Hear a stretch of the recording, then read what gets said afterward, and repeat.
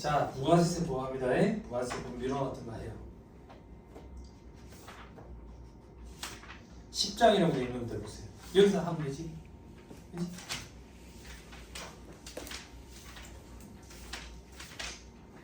십장에 보면 우리 신고 납부 경정 및 뭐 가사세 이래가지고 절차 규정이 있었죠. 이거 했는데 가사세 안 했어요. 가사세. 자, 가사세 1-153페이지 가사세. 여기서부터 하면 되지. 요것도 했나? 국기법상 가사세 국기법상은 안 했어. 안 했어? 네. 여기서부터 합시다.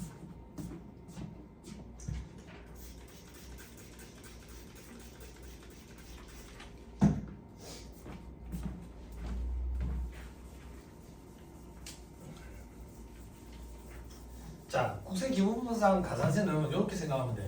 각 세목별로 가산세 규정이 중복되는 규정이 있다 보니까 이 가산세 규정을 개정을 하니까 각 세목별로 다 개정을 해야 되니까 절차상 복잡한 거야. 그래서 공통되는 가산세 규정들을 싹 다 빼서 국세기본법이라는 데다가 이관시켜놨어. 그럼 이제 개정이 이루어지면 국세기본법만 개정하면 될 거 아니야. 예, 그렇게 돼 있다. 예, 공통되는 규정이다 이렇게 생각하고 있네. 그런데 각 세목마다 공통 적용을 할때 엄밀히 얘기하면 다 똑같진 않아. 다 똑같이 적용하진 않고 수익금액 기준으로 적용하는 그런 기준들도 있는데 그런 기준들은 법인세법이랑 소득세법에 그런 규정들이 있어. 그런데 우리 시험에 가산세 규정은 부가세법에서만 등장을 해. 그러니까 부가세법상 가산세 규정만 지금 살펴보자 그 얘기야. 그럼 법인세법이랑 소득세법상 가산세 규정은 여러분들 현업에서 일을 하면서 여담사 한번 좀 봐가지고 조금 더 탑재를 해놨는데 그럼 국기법상 가산세 규정에 신고와 관련된 가산세 규정이 있다고. 이건 뭐냐면 부가세법을 근거로 하니까 베이스로 하니까 우리는 이렇게 얘기할게. 7월 25일에 부가세 신고를 해야 돼. 확정 신고 안 한 거야. 안 했어. 그걸 우리는 무신고를 해. 무신고. 그걸 지금 알아가지고 바로 잡아. 이걸 우리는 기한 후 신고 이렇게 얘기해. 7월 25일에 부가세 신고 납부를 했는데 100만 원을 신고 납부했대. 잘못했어. 어떻게 잘못했는데 120만 원인데 적게 신고했어. 과소 신고 이렇게. 혹은 환급으로 신고했는데 잘못했어. 100만 원 환급 신고해가지고 돌려받았는데 80만 원 환급이 맞았어. 응? 너무 환급 신고를 많이 했네. 초과환급 신고 이렇게. 과거에는 과소 신고와 초과환급 신고를 별도로 따로 떼가지고 조문별로 했는데 이제는 구분의 실익이 없다가 붙어있어요. 붙어있어. 요걸 지금 바로 잡네. 요걸 수정신고라고. 수정신고. 이게 저는 강의할 때 놈을 섞어서 이렇게 한다고. 우리나라에서 가산세를 내는 놈은 두 놈이 있다고. 도둑놈과 멍청한 놈. 도둑놈을 부정 이렇게 표현해. 부정 혹은 부당. 멍청한 놈을 일반 이렇게 표현해. 일반. 그래서 무신고식 때 무신고했을 때 부정 가산세는 산출세액의 40%, 멍청한 놈은 20%, 과소신고 초과환급 신고 가산세는 도둑놈은 40%, 멍청한 놈은 10%. 그럼 부정은 도대체 뭘 부정이라는데 어떻게 걸려요? 사기 기타 부정한 행위라고 표현해요. 사기 기타 부정한 행위라 조세의 포착과 징수를 현저히 곤란하게 하거나 불가능하게 하는 행위를 말한다 이렇게 돼 있다고. 그래서 그게 어떻게 되는 건데? 칼로 무자르듯이 사기 기타 부정한 행위 아닌 행위 이게 구분하기가 참 힘들어가지고 예규를 보고 우리는 요 정도는 사기 기타 부정한 행위로 40%를 때리는구나. 요런 케이스에는 10%를 때리는구나. 요 정도로 해. 요 정도. 그런 건 제가 실무 강의 때. 실무 강의 때 하니까 여러분들은 그런 거 언급할 필요도 없고 여러분 시험에는 사기 기타 부정한 행위에 해당한다. 해당하지 아니한다. 단순 뭐 계산착오다. 혹은 누락이다. 이런 식으로 표현한다고. 됐죠? 자, 그래서 무신고 가산세, 과소신고 초과환급 신고 가산세. 다음 페이지. 자, 이제 어디를 보는데 1-155페이지. 납부지연 가산세 돼 있죠? 납부지연 가산세. 납부지연 가산세는 뭐냐면 신고 말고 납부와 관련된 가산세도 있는 거야. 신고를 안 했으면 납부도 안 했겠죠? 즉, 신고 관련된 가산세, 납부와 관련된 가산세 둘 다 매기는 거야. 됐어요? 칠파 그걸 납부 불선실 가산세라고 해.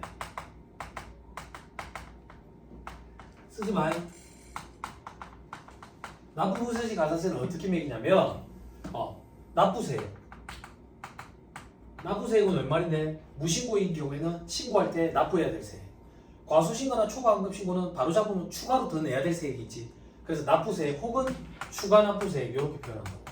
요거에 하루에 일수 곱하고 하루에 10,000분의 3씩 올라가. 10,000분의 3씩 올라가면 1년 365일을 곱하잖아요. 그럼 이 이자율이 10.95%야.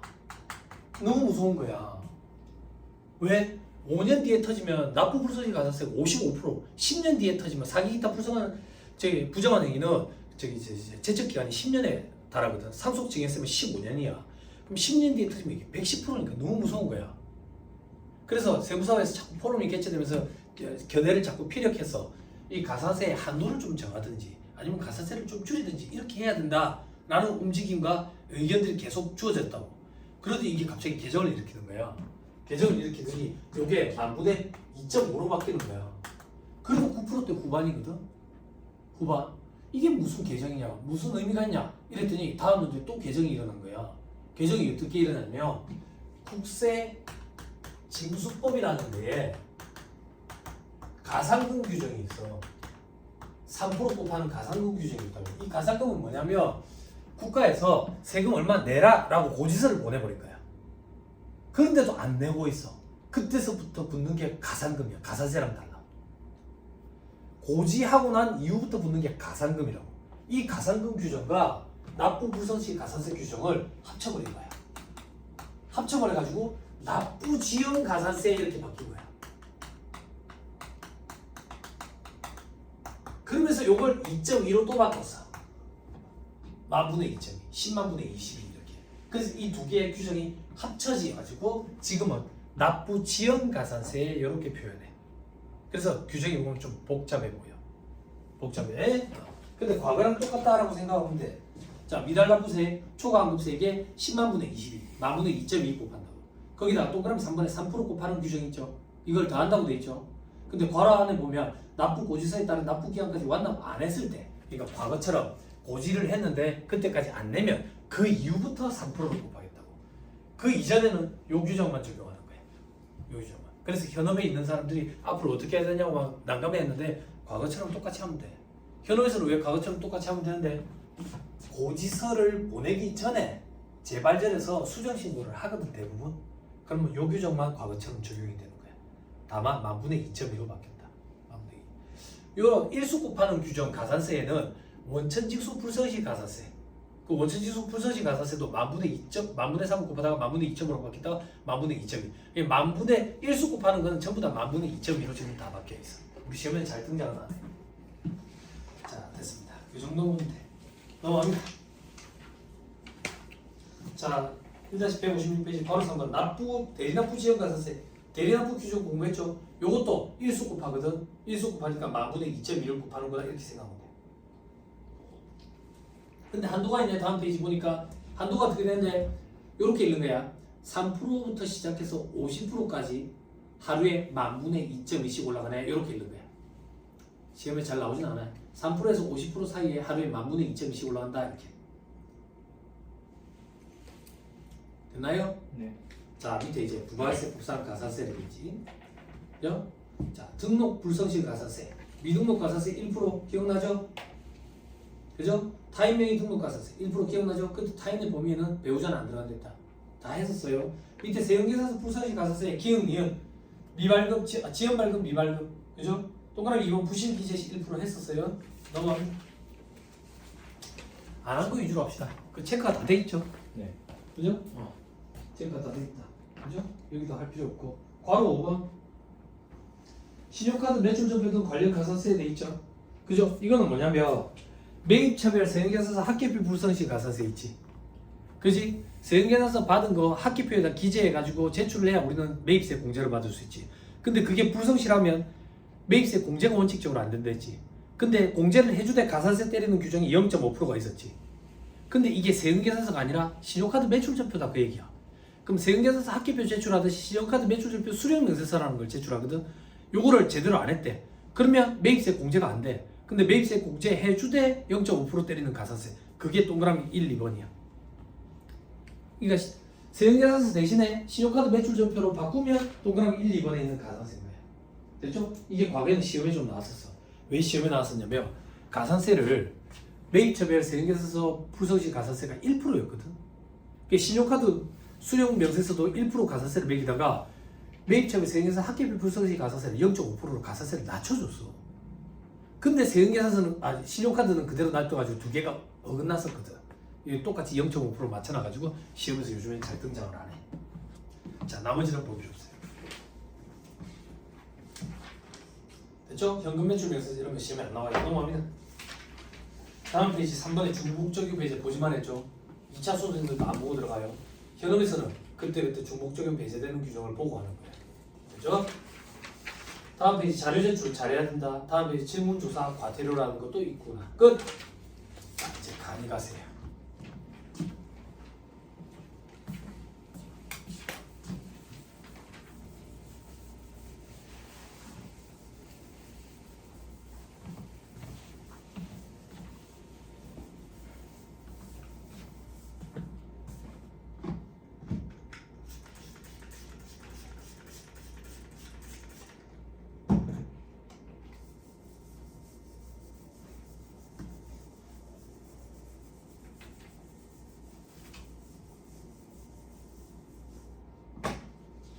자, 간이가세.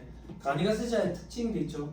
간이가세자는 저희 이번에 보니까 과세기한 1월 1일부터 12월 31일. 저 밑에 간이가세자의 범위에 보니까 직전년도 공급대가 합계액이 1억 400에 미달하는 개인 사업자. 여기까지 됐죠? 네. 자, 그럼 제일 위로 다시 올라와서 특징. 간이가세자는 세금계에서 이제 발급이 원칙이죠. 다만 직전년도 공급대가 합계액이 4,800원이 안 되는 경우에는 발급 못하죠. 기억나죠? 그죠? 그럼 그런 사람들은 영수증 발급 대상이죠. 납부세액 봐봐. 납부세액. 매출세액에서 매입세액 차감하는 게 일반 과세자인데 간이가세자는 공급대가 곱하기 부가가치율 곱하기 10%로 되어 있죠. 그죠? 영세율과 면세 규정 적용하는데 다만 영세율인 경우에도 매입세액 환급은 안 된다 했죠. 그죠? 신고 절차 예정신고 확정신고 똑같은데 예정신고라는 표현 대신에 예정고지라는 표신 저기 뭐라고 돼 있어? 예정고지 예정신고 이렇게 돼 있죠. 그죠? 예정고지 밑에 예정부과라고 쓰세요. 간이가세자는 예정부과라는 표현을 써요. 같은 말인데 그렇게 나오면 현혹될 필요 없다. 힘들어할 필요 없다. 됐죠? 그리고 예정신고 할 수 있는 경우도 있다. 똑같죠? 됐죠? 됐나요? 밑에 별표시 1번 간이가세자는 매입세액 공제 안 되는데 납부세액 계산할 때 차감 납부세액 계산할 때 납부세액에서 매입세액 계산서 등 수치세액 공제라는 걸 해주거든. 근데 0.5%를 해줘. 아무튼 환급은 안 돼. 밑에 별표시 2번 무조건 다음 달 25일이야. 1월 25일. 됐어요? 자, 다음 페이지. 간이가세 배제 사업자 있죠? 그죠? 괄호 1번. 간이가세가 적용 안 되는 다른 사업장을 갖고 있대. 사업장이 여러 개인데 한 개라도 간이가세가 적용이 안 되는 사업장이 있으면 전체 다 간이가세 적용 못 받아. 괄호 2번. 또 업종의 제한이 있어. 광업, 제조, 도매업 이런 데는 간이가세 적용 못 받아. 그리고 동그라미 2번. 일반 가세자로부터 포괄적으로 양수했대. 그러면 일반 가세 적용받아야 돼. 근데 일반 가세 적용하다가 매출 실적이 저조해져가지고 1억 400이 안 되면 간이가세로 돌아가. 됐죠? 동그라미 3번, 4번 이런 거 볼 필요 없어요. 쭉쭉쭉 넘어가세요. 그리고 동그라미 7번 사자들. 동그라미 괄호 3번 부동산 임대업과 과세 유흥장소는 1억 400 기준이 아니라 4,800 기준이야. 4,800이 넘으면 간이가세가 안 돼. 됐죠? 됐죠? 괄호 4번 이런 게 있는데 이것까지는 보지 맙시다. 자, 밑에 신규 사업자의 간이가세 적용 여부. 신규 사업자 등록할 때 간이가세 적용받을 수 있어요. 바로 처음부터. 됐죠? 네. 경정 결정의 경우에도 경정 결정을 하면 간이가세 적용받을 수 있어요. 그게 무슨 말인데? 내가 간이가세자로 신고를 했거든. 근데 세무조사 맞은 거야. 세무조사 맞았더니 1억 400이 넘어가 버렸대. 그럼 어떻게 할 건데? 다음 과세 기간부터 일반으로 돌아가. 그러면 그 과세 기간까지는 간이가세를 적용받을 수 있는 거야. 됐죠? 혜택을 주는 거야. 넘어갑니다. 과세 유형이 변경이 돼 있죠? 그죠? 간이가세가 적용되거나 적용되지 아니하게 되는 기간은 1월 1일부터 12월 31일까지의 공급 대가가 1억 400이 미달하면 혹은 1억 400이 넘었대. 그러면 다음 연도 7월 1일부터 돌아가. 됐어요? 여기 책에 다 8천 적혀 있는 게 다 1억 400억 또 보면 예전 책이구나. 예전 책. 7월 1일부터 1억 400으로 바뀌었어. 여러분들 책 제일 앞에 보면 7월 1일부터 1억 400이라고 돼 있어. 네. 그래서 그게 반영이 되고 안 되고 그 차이밖에 없어. 그 전에 쓰여진 책은 8천으로 돼 있을 거고 그 이후에 쓰여진 책은 다 1억 400. 8천을 다 1억 400으로 바꿉니다. 여러분들 시험장 갈 때도 1억 400으로 적용할 거예요. 자, 다시 돌아와가지고 1-167페이지 맨 위에 별표 11번 사례 봐봐요. 자, 1월 1일부터 12월 31일까지 일반 과세자였대. 일반 과세자. 근데 1억 400이 안 된 거야. 그럼 간이가세로 돌아가지. 7월 1일부터 간이가세로 돌아간다고. 그러면 중간에 낀 1월 1일부터 6월 30일은 어떻게 할 거냐 이거야. 일반 과세라고. 그리고 1월 1일부터 12월 31일 2025년에 1억 400이 안 됐대. 넘었대. 그러면 이제 일반으로 돌아가야지. 일반은 2026년 7월 1일부터 돌아간다고. 그럼 2026년 1월 1일부터 6월 30일까지는 간이가세 적용받는 거야. 됐죠? 저를 봐봐. 자, 일반에서 간이에서 일반. 무조건 다음 연도 7월 1일부터 돌아가. 됐죠? 됐어요. 자, 그 밑에 166페이지 표의 두 번째 칸. 신규 사업자는 간이가세가 적용되거나 적용되지 아니하게 되는 기간은 최초로 사업을 개시한 해의 다음 연도 7월 1일부터. 그지? 봐봐, 이 얘기야. 신규 사업자 처음에 사업자 등록 낼 때 간이가세 적용받을 수 있다고. 근데 간이가세 적용 신청을 안 했나 봐. 그럼 일반 과세지. 근데 첫 해 장사를 했는데 1억 400이 안 된 거야. 그때 1억 400은 12개월로 환산을 하겠지. 1억 400이 안 되면 다음 연도 7월 1일부터 간이가세로 돌아간다 그 얘기야. 당연하지. 그렇죠? 자, 간이가세 배제 사업을 겸용하게 된 경우도 있죠. 간이가세 배제 사업 겸용하게 되면 그 사업의 개시에 속하는 과세기간에 다음 과세기간부터 일반으로 돌아가. 혜택을 주는 거지. 그러면 그 겸용하게 된 과세기간까지는 간이를 적용해 준다는 얘기니까.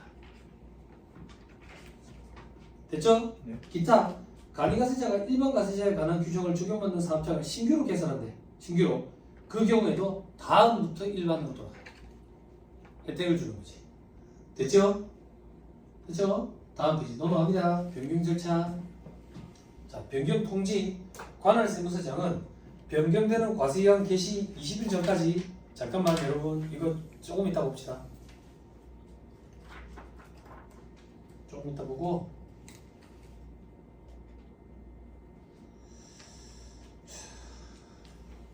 자, 1-11페이지로 돌아오세요. 맨 앞에. 요거 건너뛰었던 거 이제 정리해야지. 1-11페이지.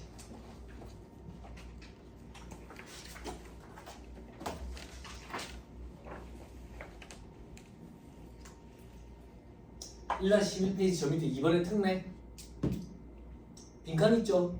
세 번째 칸 간이가세 포기하는 경우도 있죠? 그죠? 요건 아직 안 했네. 그건 조금 이따 보고 1-12페이지 먼저 봐야 되겠다. 1-12페이지 3번 과세 유형 변경의 경우도 있죠? 그죠? 일반에서 간이로 바뀐대. 언제부터 간이로 돌아간다고? 7월 1일부터. 됐죠? 자, 또 그럼 2번 간이에서 일반으로 바뀐대. 언제부터 일반으로 바뀐다고? 7월 1일부터. 그러면 1월 1일부터 6월 30일까지는 간이네. 됐죠? 이제 이해되죠? 그죠? 네. 오케이. 다시 돌아오세요. 자, 1-167페이지 변경 절차. 가야 될 사람 가도 돼. 가도 돼. 알았지? 그지? 너 어디로 가는데? 저기 연재부터 그래? 뷔페 맛있는데요? 모르겠어요.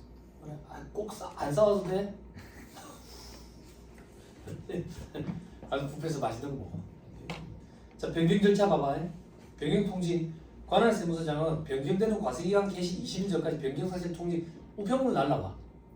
그게 무슨 말이냐면 내가 한 해 장사했는데 1억 400이 안 돼. 그러면 국세청에서 나를 직권으로 관이로 돌려버려. 통지문 날리고.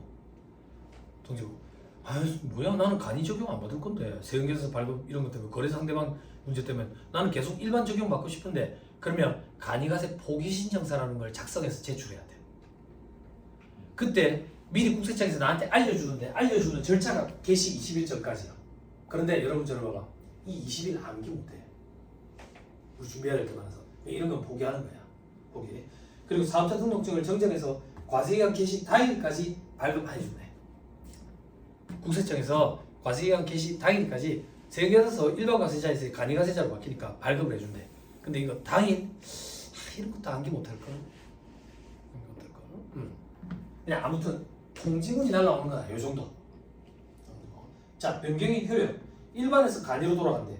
변경 통지와 관계없이 간이과세 적용해. 자, 이건 무슨 말이냐면 내가 1억 400이 안 돼서 7월 1일자로 일반에서 간이로 돌아가는데 7월 1일자부터 간이로 돌아가기 전에 국세청에서 내한테 통지문을 보내야 될 거 아니야. 근데 사정이 생겨서 통지가 늦어진 거야. 통지가 늦어지면 어떻게 하냐 이거야. 통지가 어디 됐는지 상관없이 7월 1일부터 바로 간이를 적용하겠대. 근데 저 밑에 두 번째 칸 동그라미 2번 간이에서 일반으로 바뀐대. 내가 1억 400이 넘어서 올해 7월 1일부터 일반으로 돌아갈 거야. 그럼 미리 내한테 통지문을 보내줘야 될 거 아니야. 근데 사정이 생겨서 통지문이 늦어졌대. 그러면 갑자기 일반으로 바뀌면 내가 부담스럽거든. 간이과세가 국세청 입장에서는 혜택을 주는 규정이라고 세팅이 돼 있다고 방향이. 그래서 통지문이 늦어지면 통지문을 늦게 받은 그 과세기간까지는 간이를 적용해 주겠대. 혜택을 주기 위해서. 다시 소연아, 국세청에서는 간이과세가 혜택을 주는 규정이라고 방향이 세팅돼 있다. 그럼 혜택을 주기 위해서 통지문이 늦어지면 늦게 수령한 그 과세기간까지는 간이를 적용해 줄게 그 얘기야. 됐죠? 그럼 위에 표에 다시 올라가서 위에 칸에 일반에서 간이로 돌아갈 때 부동산 임대업자 있지. 부동산 임대업자는 변경 통지를 받은 날에 속하는 과세기간까지는 일반 과세를 적용한대요. 자, 이건 왜 이러냐 이거야. 들어봐봐.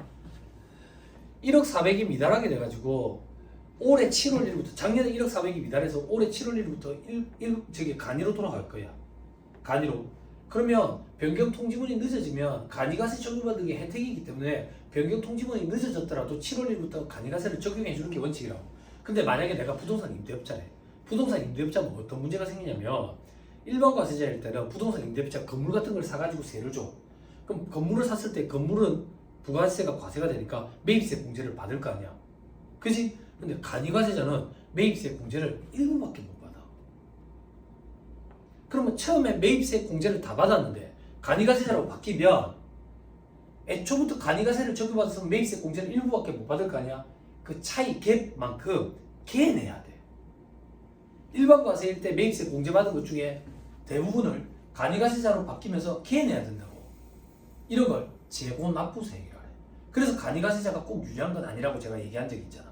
아무튼 간에 이걸 개내야 되거든. 이 금액이 엄청나게 큰 거야. 건물 막 몇십억, 몇백억짜리면. 근데 통지문이 늦게 와가지고 내가 모르고 있다가 갑자기 목돈을 내려면 얼마나 부담스러워. 그래서 부동산 임대업자만 변경 통지가 늦어지면 그때까지는 일반 과세를 봐줄게 라고 기간을 뒤로 미뤄주는 거야. 됐어요? 이렇게 스토리를 꾸며서 들어가야 돼. 됐죠? 그다음에 자, 계산 구조겠죠. 그죠? 칠판 끄면 죽고 틀면 넣고. 그지? 응. 칠판 봐봐. 저 봐봐. 힘드냐? 여기 설레 미치겠어. 맛있는 거 먹을 생각에? 그 뷔페 뭐래? 네? 아무것도 못했어. 몰라? 다 알아봤을 것 같은데. 잘 못했어. 그래? 더 파티 아니야? 아니, 혹은 그런 거야? 무슨 애플? 무슨 애플? 무슨 애플 뷔페 비싼 데 있다며? 난 정준호 뷔페가 맛있더라. 정준호 아직도 있어요? 없어졌나? 이제 뷔페 안 하나? 아니 외국에 자꾸 학교 짓고 있더만. 좋은 일 많이 하더만. 아, 정준호가 누군지 모르는 거. 아, 정준호. 그 두목과 스승은 다 하나다 이거. 그런 정준호라는 사람이 있었어. 그렇게 양아치로 나오는 쫄자가 이제 회개해가지고 집사? 목사? 하여튼 전도하시는 분이 돼 있어. 술 담배도 다 그렇고. 머리가 아주 커서 대가리라고 불렸던 영화에서 그런 사람이 있어. 칠판 부가세 계산 구조가 매출세액에서 매입세액을 차감해서 납부세액을 납부하지. 그지? 그런데 간이과세자는 계산 구조가 납부세액에서 시작해. 납부세액에서. 납부세액이 어떻게 시작하는 얘기입니까? 공급대가 곱하기 부가가치율 곱하기 10%. 예를 들게 매출세, 매출액이 1,000원이야. 그거의 10%라서 100원. 매입세 800원이야. 그거의 10%라서 80원. 그래서 납부세액이 20원이래. 우리는 일반적으로 요것분의 요거를 부가율이라고 표현하거든. 부가율로 따지면 20%네. 20%. 자, 간이가세자 계산 구조는 납부세액에서 시작해. 공급 대가라고 돼 있지만 그냥 공급가액이라고 가정해볼게. 공급가액이 뭐 1,000원이지. 1,000원. 여기에 부가가치율 20% 곱하는 거야. 거기에 10% 곱하면 얼마야? 20원이지. 즉 간이가세자들은 영세하니까 부가세 신고를 대충 간이로 하는 거야. 대충 어떻게 간이로 하는데 매입세액이 얼마 있었는지 입증할 필요 없이 우리가 부가율이라는 걸 적용해서 요 정도 매입이 있었겠지라고 보고 빼주는 거야. 그래서 세금계산서 예전에 수수를 안 했던 거야. 전에 빼주니까. 됐나요? 근데 차이점이 어떤 차이점이 있는데 공급가액이 아니라 공급대가라고. 그럼 계산구조가 왜 이렇게 시작되는지 이제 알겠죠. 납부세액에서 시작한다. 즉 매입액이 얼마인지 몰라도 부가가치율이라는 업종별 부가가치율이라는 걸 곱해가지고 바로 적용을 해주더라. 됐습니까? 자 45입니다. 납부세액에서 시작한다. 공급대가에 부가가치율 곱하고 10% 곱한다. 그럼 부가가치율은 어떻게 되는데 다음 페이지 별표시 1번. 직전 3년간 신고된 업종별 평균 부가가치율을 감안해서 5%에서 50% 정하는 다음에 부가가치율을 적용한다. 됐어요? 암기할 필요 없어요. 쉬운 문제 주어집니다. 주어져요. 됐죠? 다시 왼쪽으로 돌아가서 동그라미 2번. 엄청 중요하다. 납부의무 면제. 단기에 공급대가가 4,800만 원 미만이면 납부세액을 납부할 의무를 면제해. 이게 부가가치세법상 간이가세자의 가장 큰 혜택이야. 만약에 여기가 4,000이래. 이 부가가치율이 20%래. 그러면 얼마야? 80원이 되나? 얼마 나오고 8원이가? 나오잖아요. 나오는데 면해준다고. 세금 면해준대. 됐죠? 다만 뭔 소리인지 모르겠지만 재고납부세 이거는 납부를 해야 된다. 아직 공부 안 했던 재고납부세. 됐죠? 자 밑에 납부 의무를 면제하는 때는 등록 불성시 가산세 규정을 적용하지 않는 것이 원칙인데 사업 개시로부터 20일에 등록 신청 안 하면 미등록 가산세 때려. 근데 간이가세자는 일반 가세자와 다르게 0.5%다. 됐죠? 근데 5만원 둘 중에 큰 거라고 돼 있네. 5만원까지는 기억 못할 끼다. 그냥 0.5%다. 앞에 뭘 곱하는데 간이가세자의 과표는 공급 대가가 과표다. 그래서 항상 공급 대가에 곱한다. 이렇게 기억하고 들어가면 돼. 됐죠? 자 밑에 혹시나 납부의무 면제자인데 잘못해가 납부를 했대. 그러면 어떻게 하는데 관할 세무서장이 환급을 해줘야 되는 걸로 규정이 정해져 있다. 그래서 환급을 해줘야 된다. 과거에는 이런 규정이 없었다. 규정이 생겨가지고 이제 무조건 환급이 된다. 재고납부세액은 아직 공부 안 했다. 그 밑에 공제세. 다음에 세액공제 합계액이 납부세액과 재고납부세액 합계액을 초과하면 없는 것으로 본다. 즉 환급은 안 해준다. 자, 첫 번째 매입 세금계산서 등 수치세액 공제, 매입세액 공제라는 걸 해준다. 이게 뭔데? 매입처의 세금계산 합계표 또는 신용카드 매출전표 등 수령면세서를 제출하는 경우에 면제해준다. 매입세액 공제 불공제 대상은 안 해주고 어떻게 해주는데? 세액 공제액은 매입가액, 공급대가의 0.5%를 곱한다. 0.5%. 즉 매입세액에다가 5.5% 곱한 거나 마찬가지다. 됐나요? 왜? 매입가액이 110%니까 그거에 하면 5.5% 곱한 거나 마찬가지다. 110%에 0.5% 하면 5.5%나 마찬가지다 그 얘기야. 자 그러면 수험생들이 멘붕이 와. 어떤 멘붕이 오는데? 네? 세무사님 매입가액이 0.5% 공급대가 0.5% 그럼 매입세액이 5.5%? 그럼 매입세액을 공제해주는 거 아니에요? 맞아 매입세액을 공제해주는 거야. 물론 일부긴 하지만 이게 말이 됩니까? 뭐가요? 아니 매입세액이 얼마 정도 될 거라고 보고 부가가치율을 곱했으니까 매입세액 공제해준 거랑 마찬가지 아니에요? 이중으로 해주는 거야. 이중으로. 과거에 개정되기 전에는 5.5%보다 더 많이 해줬어. 얼마나 더 많이 해줬는데요? 이 부가가치율만큼 해줬어. 근데 이게 혜택이 너무 크다고 본 거야. 그래서 부가가치율 제일 낮은 율을 적용해. 5%를. 5%를 적용해버리면 결국엔 5.5%가 되는 거야. 매입세액이. 됐나요? 네. 매입세액이 5.5% 해도 되고 시험에는 매입가액으로 주어질 거야. 공급 대가로. 그럼 0.5%를 곱하면 돼. 됐죠? 자 밑에 괄호 2번 신용카드 매출 전표 발급세액 공제 간이가세자도 해줘. 발급금액 결제금액 1.4% 연간 한도 1,000만 원. 옆에다가 써. 음식 숙박업 2.6% X. 음식 숙박업 2.6% X. 과거에 음식 숙박업을 영위하는 간이가세자는 2.6%를 적용해주는 규정이 있었는데 없어졌어. 현혹 자료를 주어줄 수 있어. 됐어요? 네. 그리고 제일 밑에 참고 읽어줘 소리 내서. 간이가세자 1.2%. 2021년이 웬 말이야?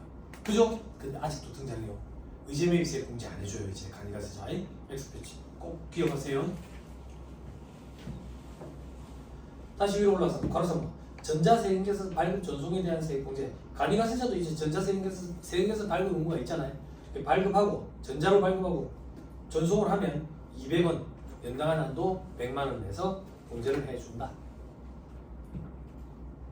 됐죠? 자 다음 페이지. 공제세 조특법상 세액 공제 전자신고 세액 공제 만원. 됐죠? 그 다음 줄 끝에 다만 환급은 안 돼. 됐어요? 조연아 됐니? 일반 과세자는 어땠어? 일반 과세자는 환급했어. 환급했다고. 그렇죠? 이게 차이점이야. 간이가세자는 환급 안 돼. 환급 안 돼. 자 밑에 예정부가 예정고지라는 표현 대신에 간이가세자는 예정부가라는 표현을 써. 같은 말이야 그냥. 예정고지란 말이야. 자, 각 과세기간이 끝난 후 25일 내에 확정신고 납부할 때 예정부가로 징수한 세액 요거는 공제하고 납부한다. 기납부 세액 형태로 빼는 거야. 그치? 그리고 가사세는 원래 간이가세자는 등록 불성 시 가사세 이거밖에 없었어. 그런데 이제 세금계산서 발급 의무가 생겼기 때문에 세금계산서와 관련된 가사세도 일반 과세자랑 동일하다. 그렇게 기억하고 들어가면 돼. 됐지요? 네. 자 밑에 별표식 1에 괄호 2번 만약에 부가가치율이 다른 둘 이상의 업종을 겸용한데 그때 공통으로 사용하는 재화를 공급했대. 그때 부가가치율은 어떻게 하냐 이거야. 그게 무슨 말인데 밑에 사례 봐봐.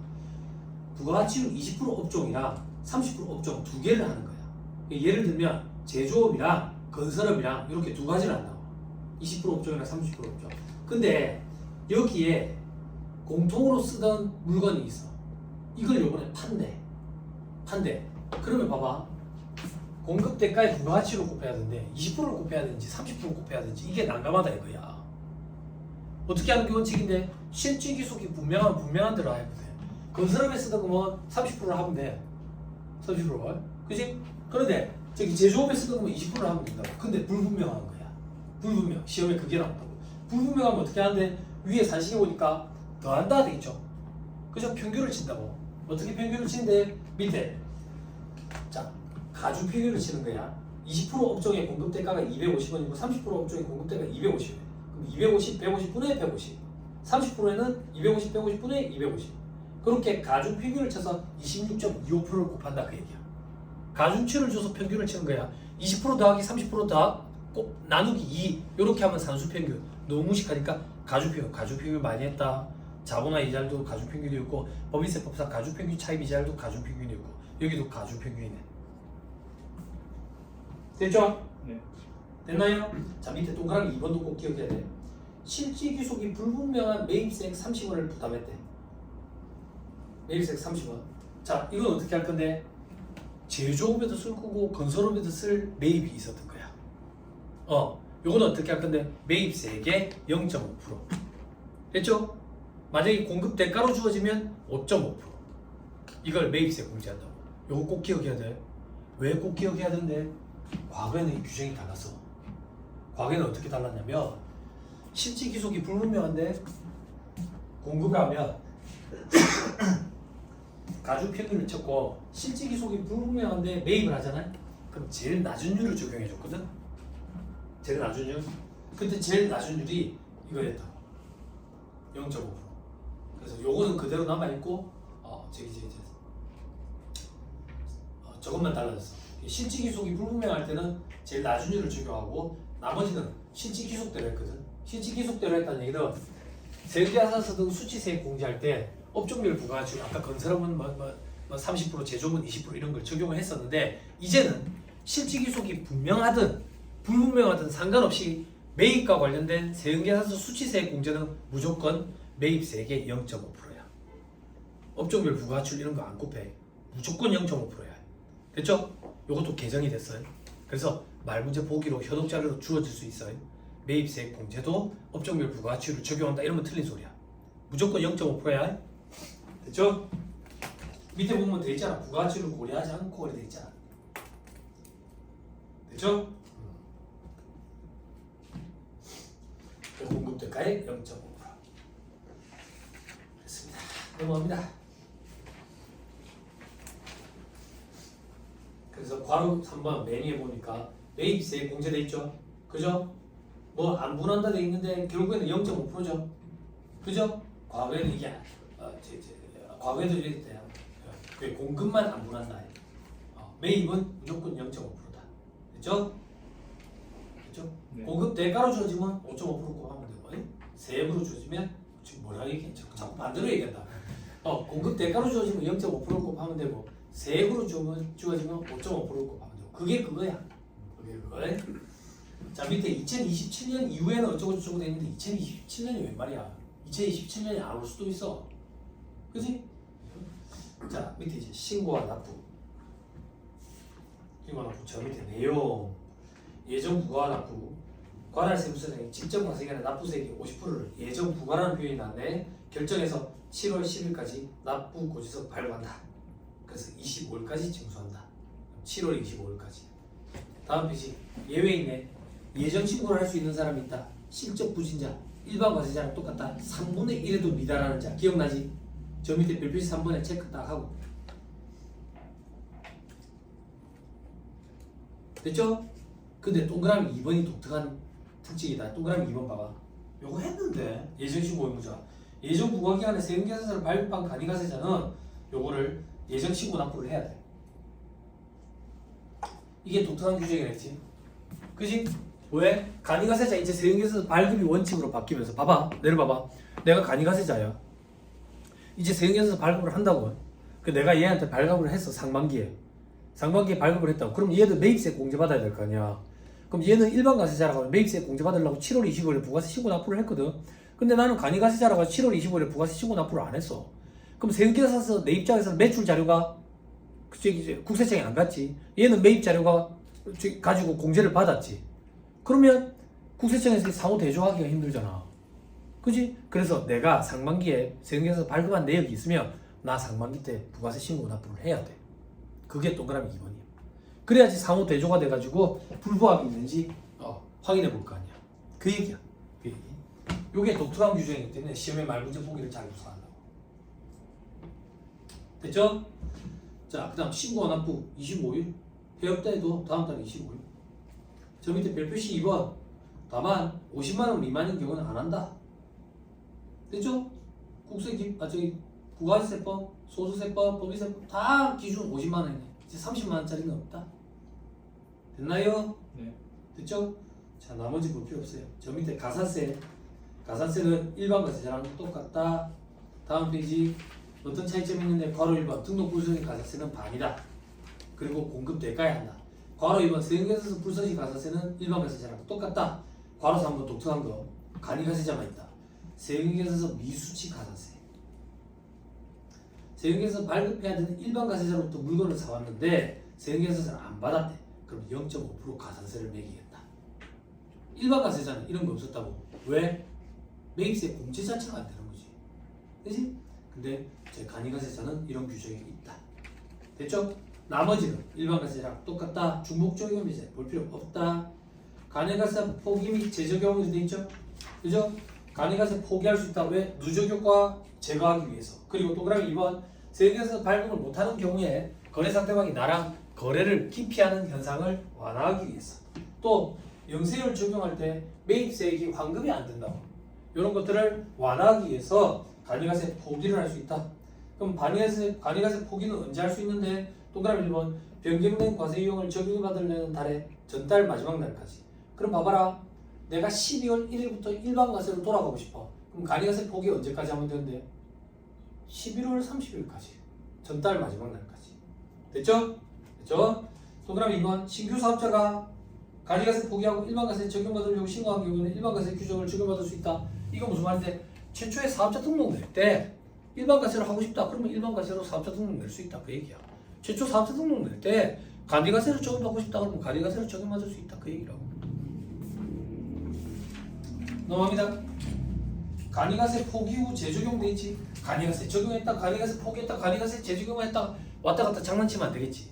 그지? 그래서 이런 규정입니다. 어떤 규정이 있는데 재적용 불가 기간 간이가세 포기 신고 사업자는 다음 부분에 따른 날로부터 3년이 되는 날이 속하는 과세 기간까지는 적용을 못 받는다. 밑에 동그라미 1번 일반 과세자에 관한 규정을 적용받으려는 달의 1일. 내가 아까 뭐라 했는데 12월 1일부터 일반가세 적용받고 싶어. 그러면 11월 30일까지 간이가세 포기 신청하면 되지. 그러면 12월 1일부터 일반가세 적용받으면 3년이 되는 날이 속하는 과세기한 종료일까지는 간이가세 다시 적용 못 받는다고. 됐죠?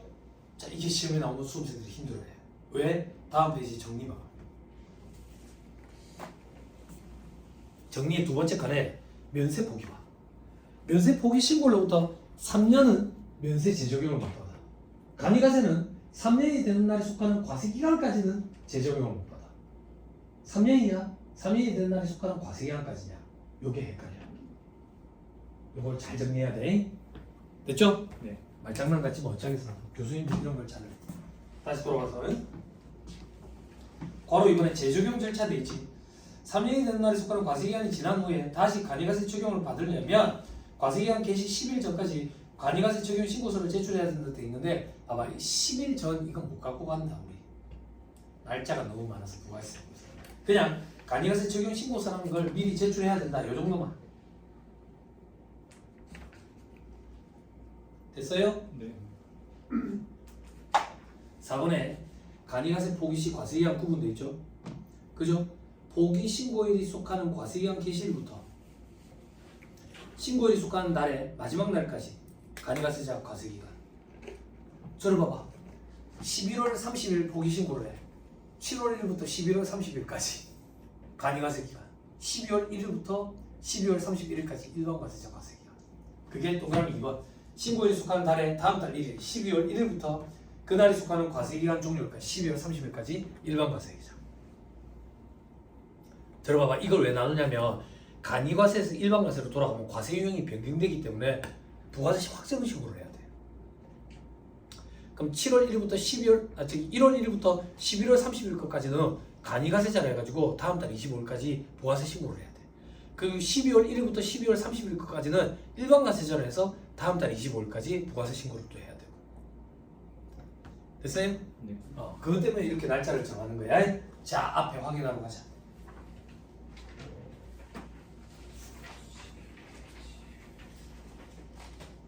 1-11페이지.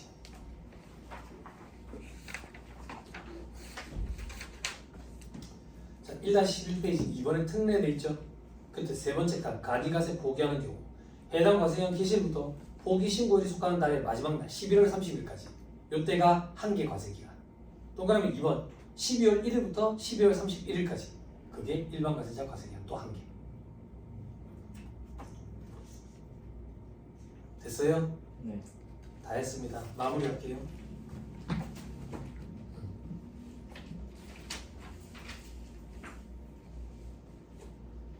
자, 1-174페이지에 별표시 4번, 별표시 2번 재적용 불가 기간에 특례에 돼 있죠. 그죠? 흰색으로 돼 있죠. 간이가세 포기 신고 사업자 중 동그라미 2번에 따른 신고를 한 날이 속하는 연도의 직전 연도 공급대가 합계액이 동그라미 2번이 뭔데 재적용 받기 전 10일 전까지 신고해야 된다 했잖아. 그런데 이 신고를 한 날이 속하는 연도의 직전 연도 공급대가 합계액이 4,800에서 1억 400 중간에 끼었대. 이런 사람들이 간이가세자에 관한 규정을 포기를 한대. 포기할 때 85페이지 2에 동그라미 1번 동그라미 2에 해당하는 거 빨리 확인해봐. 85페이지 영수증과 관련된 사람들.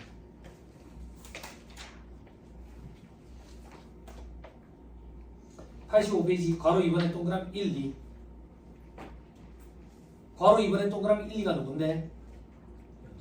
옛날에 간이가세 적용받았던 사람들 4,800 안 되는 사람들 그지? 그리고 신규 사업자로서 최초 간이가세 적용하는 사람들 그죠? 이런 사람들은 3년이 되지 않더라도 간이가세 적용을 다시 받을 수가 있대. 너무 영세하니까 혜택을 주는 거야. 됐어요? 자, 이 얘기야. 아주 영세한 이런 사람들은 간이가세 포기를 하고 3년이 지나야지 우리 간이가세를 재적용을 받을 수 있는데 이런 3년이라는 규정 안 적용하고 4,800이 안 되면 적용을 받을 수 있다고 얘기해. 간이가세를. 됐죠? 네. 요건 말 문제가 나올 것 같아. 자, 1-175페이지 간이가세자 일반 가세자의 비교. 요건 여러분들이 비교하시면 되고요. 자, 이제 마지막 한 개 토픽 남았어요. 재고 매입세가 재고 납부세가 있는데 요건 잠깐 끊었답시다. 시간이 좀 걸릴 것 같아요. 요것만 계산이야. 요것만. 요게 세무사 2차 시험에 단독으로도 등장해. 부가가치세법에서. 제가 시험장에 들어가서 합격한 해에 요게 단독으로 등장했어. 잠깐 끊었다가 요거 하고 진행합시다.